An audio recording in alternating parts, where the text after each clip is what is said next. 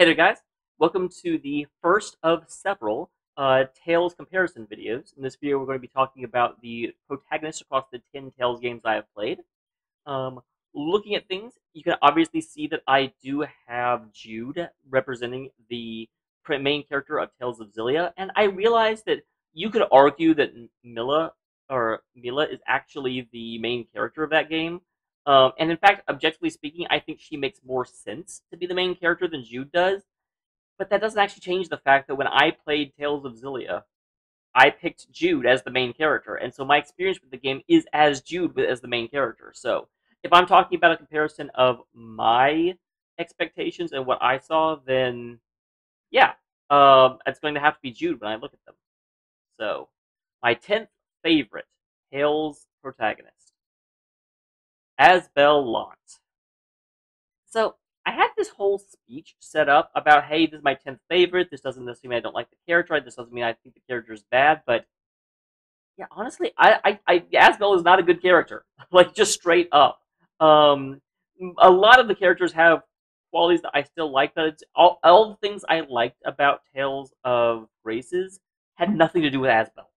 Asbel's just really a boring character, you know? When I was preparing this, I went back and reviewed each of the characters just to make sure that the games I'd played more recently weren't getting an unfair advantage. And the synopsis of Asbel is like, the big point of it is that his character growth is coming to accept that not everything is his fault. Obviously, the game starts off, and I guess I should say that now. I'm talking about each of these games, so obviously spoilers for the 10 games. Like I can't talk about them without talking about them. But the big point is that, he comes to realize he should not be holding himself responsible for not being able to stop bad things from happening when he was 13. And okay, yeah, you know what? That's fair. I get how a character could go through a phase where they blame themselves, but it's just I've seen it happen so many times that exact arbitrary and unrealistic blame is placed. Someone blames themselves. It was not interesting or fun to watch Asbel go through that little bit of soul searching because we all knew exactly how it was going to turn out. To have the most significant thing that actually happens to the character be just that, it was just like, yeah, there was a lot to love about Graces, but Asbel was not any of it. He went through the entire game and succeeded in not quite being a dumbass. Good job. I will say the future arc does help a little bit. It does actually have him stop being the oblivious boyfriend. Actually has him start like returning some of the feelings that Sharia obviously had for him, and that was helpful. But it's also, I knew the future arc was DLC basically that came out later, so that makes the base game even worse. And that it was just, it just really felt troped up, especially from Asbel's point of view. It was just like, oh my god, there's nothing interesting or cool about you, dude. I shouldn't say that. I did enjoy him. He didn't make the game unfun for me. He just didn't add very much to it at all. Number 9, Cless Albane, or Cless Albane. The name goes back and forth because localization is fun. This one, I always feel bad because Fantasia is going to kind of, I feel like, be at the low end of most of the lists because it was the first one they did. And yeah, Cress is very, very, very generic RPG hero man. It was the first one they ever did, so they didn't quite have the characterization thing down. Like, he's a hero, he went through a tragedy where his family was killed, and now he wants to stop Darth Vader. He wants to stop evil things happening that are threatening the world. He does have potential for puns, which is kind of the reason he ends up being even above Asbel, because Asbel did have a couple of things that kind of made his character, but I felt like I had reason to expect them to be better at it with Graces, and for Fantasia, I didn't have that same expectation.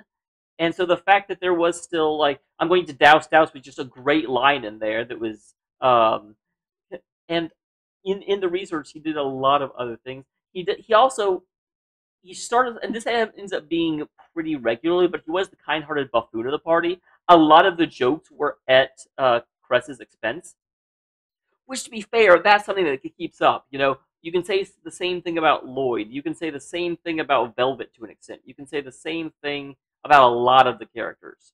So I'm not saying that is at all unique to Fantasia. But what I am saying is that compared to most RPGs of the time, having them very often they try and make the main character the like cool guy of the party, and then they have someone else be sort of the comic relief so that the main character doesn't end up looking bad because he's supposed to be the player insert. Yes, I'm looking at you, protagonist and Yusuke. But yeah, no, I actually really appreciated the fact that he was kind of he was made an actual character rather than a player insert. And again, most of the games are like that, but a little bit of an extra nod because this is the one that set it in motion. It would have been very, very easy to go with the um, conventions of the time. Number 8. Speaking of Lloyd Irving, yeah, it's a lot of what I said about Cress can also be said about Lloyd. This is a direct sequel to Fantasia, and Lloyd seems to be cut from a very similar cloth to Cress. He's a hero. He wants to do good things. He's a massive idealist. He hates anything that is negative happening, and he wants everything to work out and everyone to survive. And it just got tiring. Now, the reason Lloyd is above Cress, even though they are so similar, is Lloyd was generally a funner character and a funnier character. Like the voice acting, the way he interacted with the party was a lot better. Again, I think just as a method of time. I loved, you'd be like, I'm really tired of being in jail all the time, and I also just I liked how kind of ignorant he was of he got so bothered about other people putting themselves in danger, but didn't really mind, didn't really appreciate that they kind of were about him too. He was just kind of a lovable, adorable goof, and he made me happy. Um, I also really appreciated his whole dwarven vow thing. And early in the game, he's like, "Tell me your name and I'll give you mine." And then he's like, "That sounds super douchey. I don't want to say that." Like there was just a lot of awareness about Lloyd that made me smile. And so he does get the nod over Cless, even though they are very similar. Yeah, I'm still going back between Cress and Cless. But at the end of it, it's just I wanted there to be an arc with him. I wanted Lloyd to learn something, of course, of his journey. And it just bothered me so much that he's just like, don't worry, guys, things are going to work out. And then somehow they do. Despite the fact Symphonia deals with some pretty deep stuff. Um, and I wanted there to be, that's very often, it seemed a very dismal future. And the party didn't even deal with what are we going to do about that. It was just, let's just go blindly forward and hope things work out. And then they did. And that was just that it's not really Lloyd's fault of the way the plot worked, but it is Lloyd's fault that he didn't really seem to have a plan in place for how to deal with this stuff. Number 7, Sorey Protagonist. What do you want from me? He doesn't have a last name. I've got to do something. Sorey is interesting. So up until the 10th, 9th, and 8th heroes and protagonists are characters that are okay done, but every single time I think of them, I end up kind of being struck by how much how much they didn't have character growth, how much nothing really changed, and they were just sort of like they were interesting, but they were almost stock imagery to an extent. Who they were at the beginning of the game was still who they were at the end. Sorey is where we start to really run into character growth, and Sorey doesn't have a lot, but he does have some. And for me, and this is going to be something that's going to happen throughout all of these comparisons, not just the protagonist one, but character growth is big. It is the one single thing that makes me the happiest about a character. Um, he does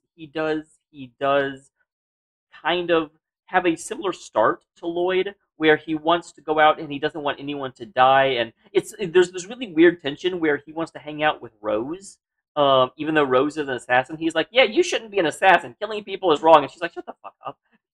Okay, not quite. The Rose would never say that, but it is this like weird back and forth, and you kind of get this idea that he's going to redeem Rose and turn her into a optimist that thinks killing is wrong. But in the end, actually, she comes to realize that no, she actually or he comes to realize that no, if you want to cause permanent change in the world, and the world has bad actors in it, there you have to eventually be willing to allow sacrifice to happen and be willing to remove people permanently.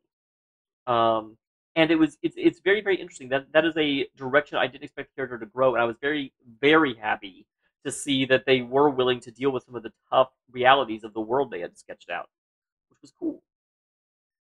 Um, that said, I there's a lot of things about Surrey that I also just like. Just the amount of giddiness and joy he would have anytime he came across a new ruin and got to study.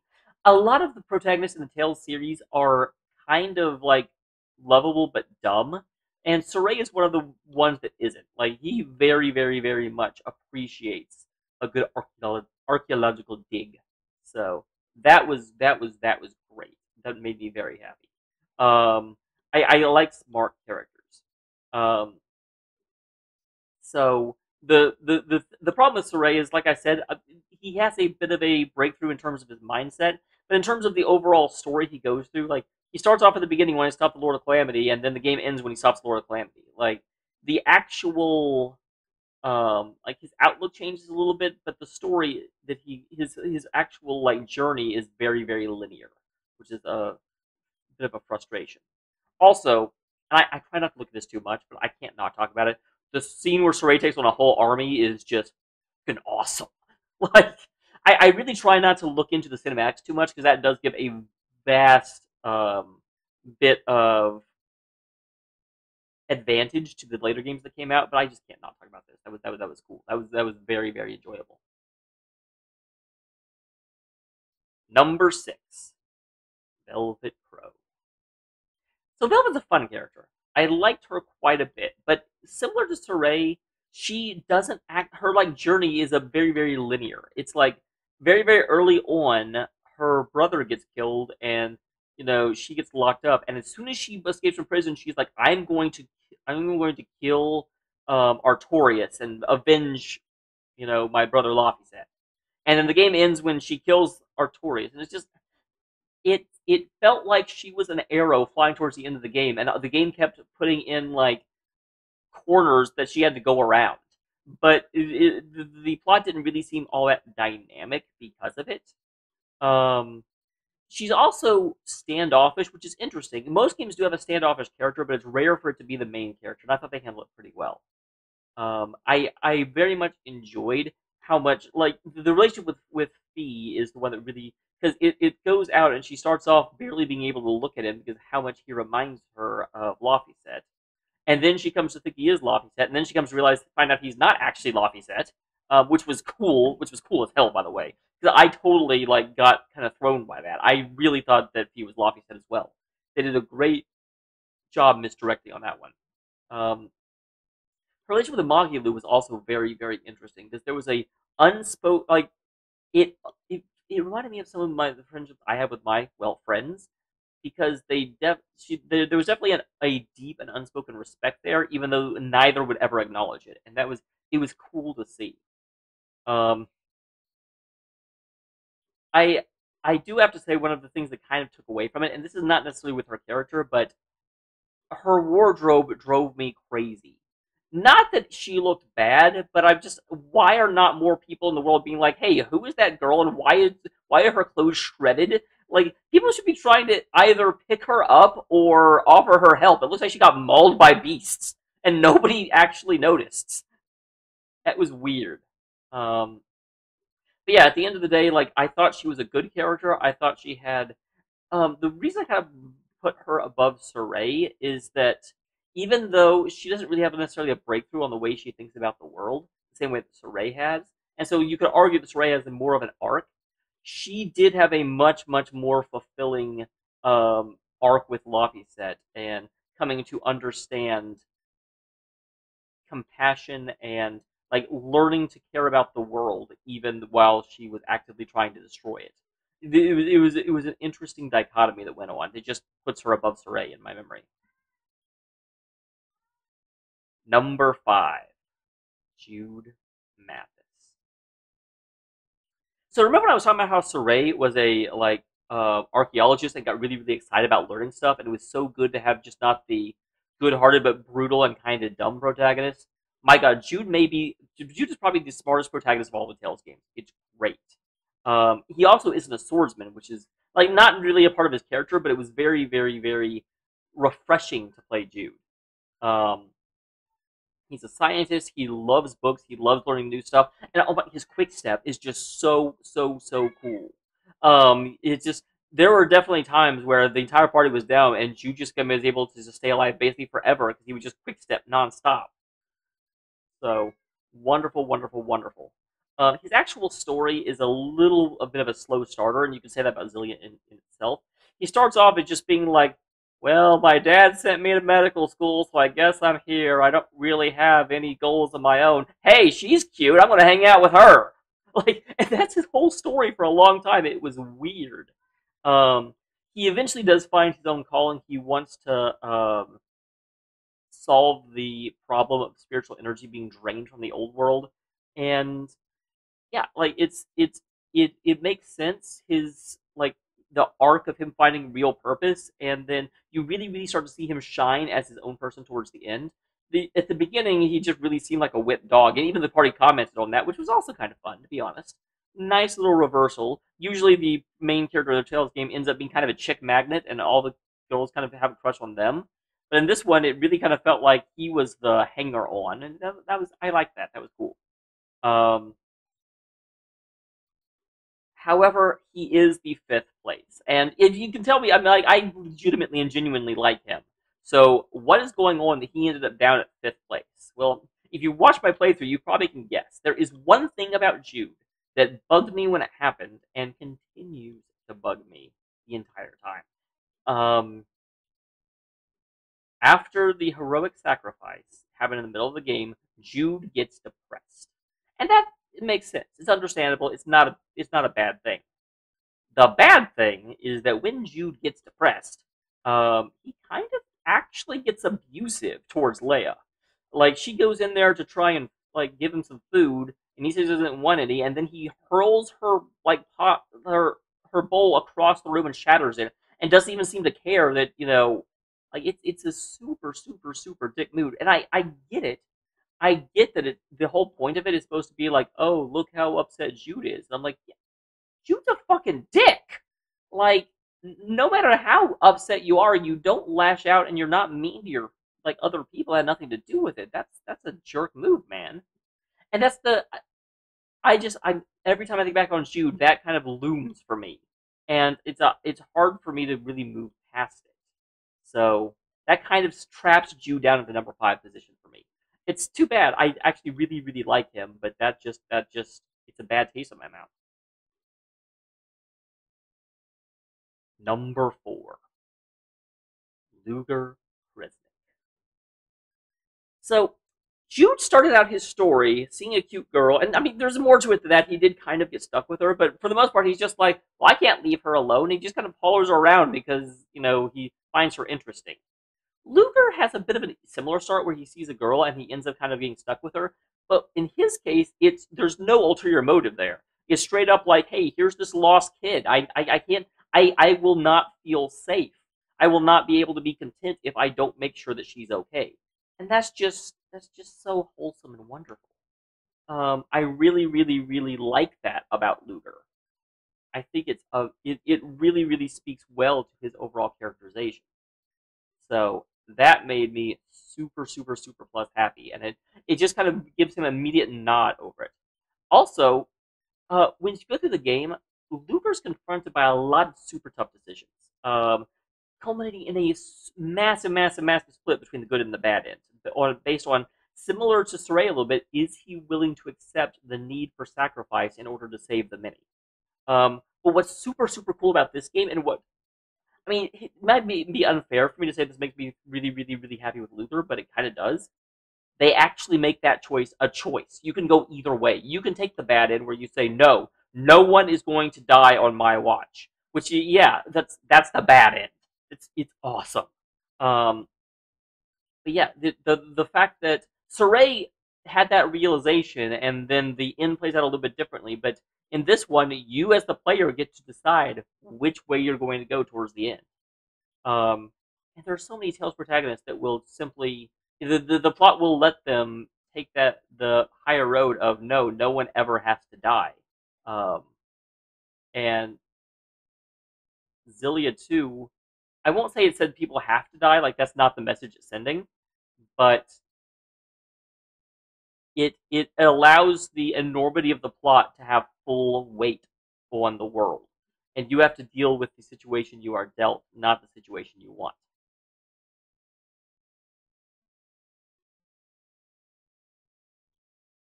Number 3, Yuri Lowell. So I talked about Velvet was a bit of the lone wolf of the party, and it was kind of interesting seeing her as protagonist.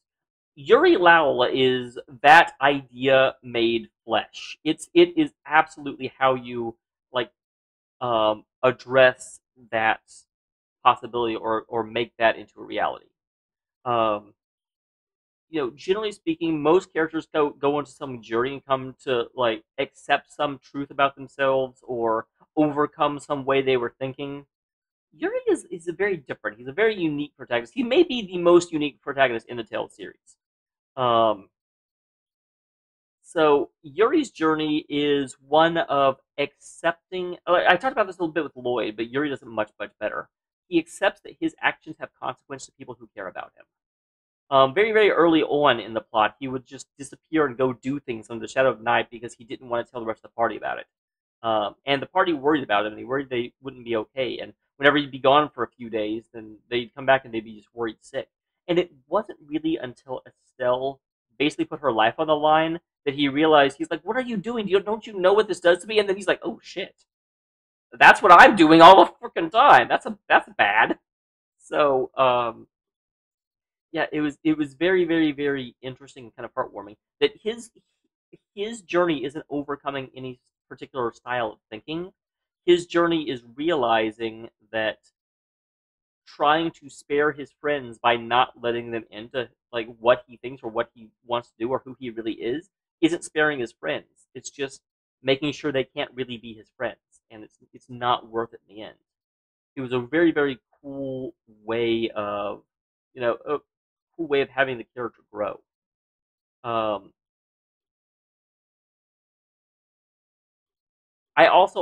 obviously, I talked about already that he's kind of an anti-hero. The fact that he would straight up murder people because he's like, yeah, you got the system rigged. I'm just going to off you because I can't put you to justice. No other Tales character would do that, but it made so much sense for Yuri. He's such a unique egg, and the way the world works and the way he moves through the plot, very, very, very much worked. I really, really, really appreciate Yuri quite a bit, which you can probably tell because he's the number 3 spot.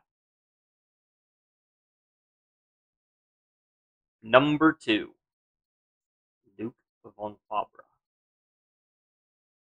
So, if you guys remember when I talked about starting with Surrey, that kind of the most important thing is a character arc and character growth and being able to end as someone different than you started? Well, then you could probably tell why Luke von Fabre is up near the top, because good lord, does this man have a character growth. He starts off as a spoiled brat, kind of similar to our number 10th position, Mr. Lhant, and then just wow. He comes to realize the truth about himself. He comes to understand the world as it really works. He comes to sort of wrestle with the fact that he is responsible for one of the greatest tragedies that has befallen his world. And whenever that happens, whenever he comes to terms with the monstrosity that he has unleashed, it's interesting because they spend the first like third of the game, maybe fourth of the game, just having Luke be a rat, a thoroughly unlikable jerk boy.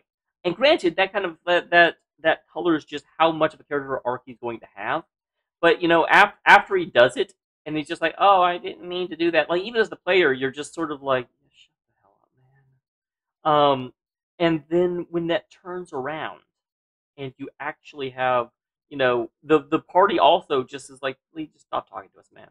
Just stop." Um, and then you start to be able to see inside like kind of Luke's head, and you start to realize, no, he really, really feels bad. The game does a masterful job of getting you over onto Luke's like side of things and into Luke's frame of mind.